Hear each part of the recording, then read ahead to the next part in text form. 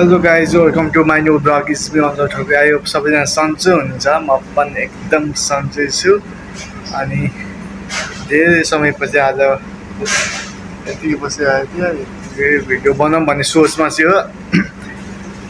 आज घरदेखि निस्केको पनि एक हप्ता भइसकेको छ अनि यसै घुम्दै आएको थिएँ किनकि अब परदेशी जिन्दगी आफै सोचे जस्तो नहुँदो रहेछ अनि टक्क बसिरहेको थिएँ नाच्दासाथै अहिले बिहानको समथिङ 3 बज्यो होला अनि अब नाइट ड्युटी अझै आएको थिएँ अनि यत्तिकै बसिरहेको थिएँ। जे जस्तो भए पनि आफूले सोचेको जस्तो भएको छैन तर पनि खुसी छु।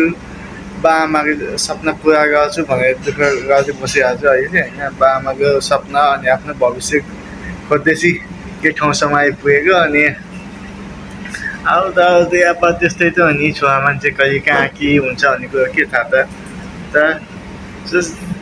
जस्तोसुकै अवस्था परे पनि बाआमाको सपना चाहिँ अवश्य पुरा गर्छु भनेर सोचमा हिँड्दैछु।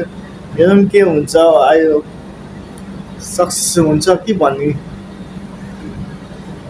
भन्छु। अब सकेसम्म समय साथ दिएछ भने बाआमाको सपना चाहिँ छिटै पुरा गरिन्छ अनि आफ्नो पनि सपना छ, त्यो सपना पनि पुरा हुन्छ होला छिटै। त्यही सपनाको पछि आएर सात समुद्र पारि परदेशमा आइपुगेछु। चिन्ता नलिनु बाआमा, एक दिन हजुरको सपना पुरा गरेर फर्किन्छु।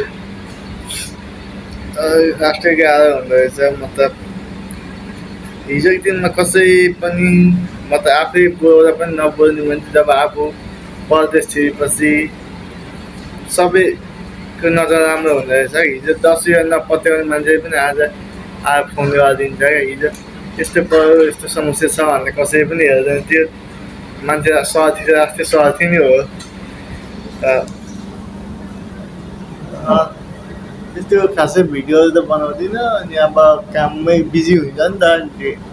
अन्त बिजी पनि हुन्छ नि, सधैँ एउटा लोकेसनमा बस्ने ड्युटी हुन्छ अनि कहाँ जाने के गर्ने भन्ने आएर आउट भ्याएर गएको पनि छैन। त्यही भएर त्यो ठुलो पार्किङ